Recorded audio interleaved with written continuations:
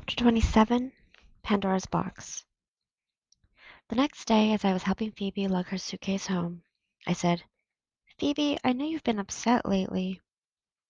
I have not been upset lately, she said. Sometimes, Phoebe, I like you a lot. Why, thank you. But sometimes, Phoebe, I feel like dumping your cholesterol-free body out the window.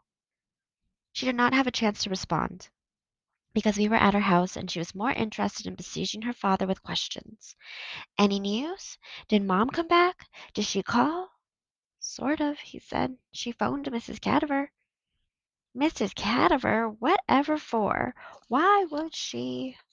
Phoebe, calm down. I don't know why she phoned Mrs. Cadaver.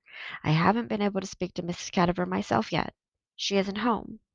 She left a note here. He showed it to Phoebe. Norma called to say she is okay. Beneath Mrs. Cadaver's signature was a P.S. saying that Mrs. Cadaver would be away until Monday. I don't believe that Mom called Mrs. Cadaver. Mrs. Cadaver is making it up. Mrs. Cadaver probably killed her and chopped her up. I'm calling the police.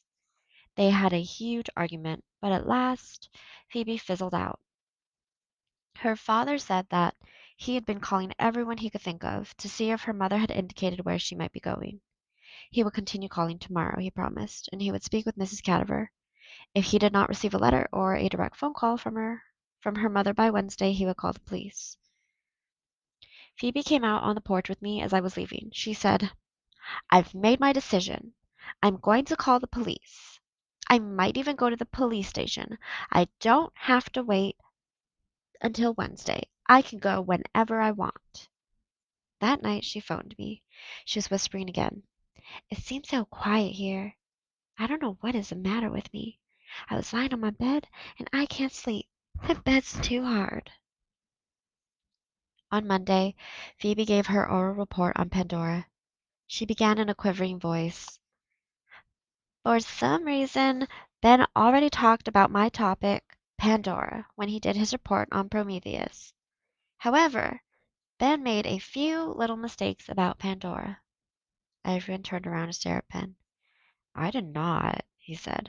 Yes, you did. Phoebe's lip trembled. Pandora was not sent to man as a punishment, but as a reward. Was not, Ben said. Was too, Phoebe said. Zeus decided to give man a present, since man seemed lonely down there on earth with only the animals to keep him company. So Zeus made a sweet and beautiful woman, and then Zeus invited all the gods to dinner. It was a very civilized dinner with matching plates. Mary Lou and Ben exchanged an eyebrow message. Zeus asked the gods to give the woman presents to make her feel like a welcome guest. Phoebe glanced at me. They gave her wonderful things, a fancy shawl, a silver dress. Beauty, Ben interrupted. I thought you said she was already beautiful. They gave her more beauty. Are you satisfied? Her lip was no longer trembling, but she was blushing. The gods also gave her the ability to sing, the power of persuasion, a gold crown, flowers, and many truly wonderful things such as that. Because of all these gifts, Zeus named her Pandora, which means the gift of all. Phoebe was getting into it. There were two other gifts that I have not mentioned yet. One of them was curiosity. That is why all women are curious, by the way, because it was a gift given to the very first woman. Ben said, I wish you'd been given the gift of silence.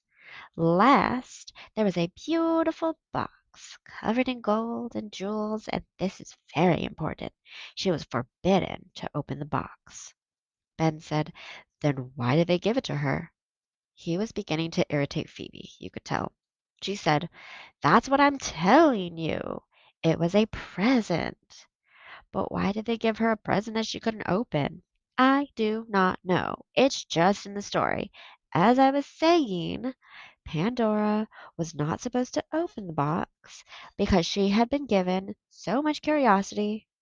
But because she had been given so much curiosity, she really, really, really wanted to know what was inside. So one day she opened the box. I knew it. Ben said, I knew she was going to open the box the minute you said she was not supposed to open it. Inside the box were all the evils in the world, such as hatred, envy, plagues, sickness, and cholesterol. There were brain tumors and sadness, lunatics and kidnapping and murders. She glanced at Mr. Berkway before rushing on and all that kind of thing. Pandora tried to close the lid when she saw all the horrible things that were coming out of it, but she could not get it closed. And that is why there are all these evils in the world. There was only one good thing in the box. What was it? Ben asked. As I was about to explain, the only good thing in the box was hope. And that is why, even though there are many evils in the world, there is still a little hope. She held up a picture of Pandora opening up the box, and a whole shebang of gremlins floating out. Pandora looked frightened. That night, I kept thinking about Pandora's box. I wondered why someone would put a good thing such as hope in a box of sickness and kidnapping and murder. It was fortunate that it was there, though. If not, people would have the birds of sadness nesting in their hair all the time because of the nuclear war and the greenhouse effect and bombs and stabbings and lunatics. There must have been another box with all the good things in it, like sunshine and love and trees and all that. Who had the good fortune to open that one? And was there one bad thing down there in the bottom of the good box? Maybe it was worry. Even when everything seems fine and good, I worry that something will go wrong and change everything. My mother, my father, and I seemed fine and happy at our house until the baby died. Could you actually say that the baby died since it had never breathed? Did its birth and death occur at the same moment? Could you die before you were born? Phoebe's family had not seemed fine, even before the arrival of the lunatic and the messages and the disappearance of Mrs. Winterbottom. I knew that Phoebe was convinced that her mother was kidnapped because it was impossible for Phoebe to imagine that her mother could leave for any other reason. I wanted to call Phoebe and say that maybe her mother had gone looking for something. Maybe her mother was unhappy. Maybe there was nothing Phoebe could do about it. When I told this part to Gram and Gramps, Gramps said, You mean it had nothing to do with Phoebe? They looked at each other. They didn't say anything, but there was something in that look that suggested I had just said something important. For the first time, it occurred to me that maybe my mother's leaving had nothing whatsoever to do with me. It was separate and apart. We couldn't own our mothers. On that night, after Phoebe had given her Pandora report, I thought about the hope in Pandora's box. Maybe, when everything seemed sad and miserable, Phoebe and I could both hope that something might start to go right.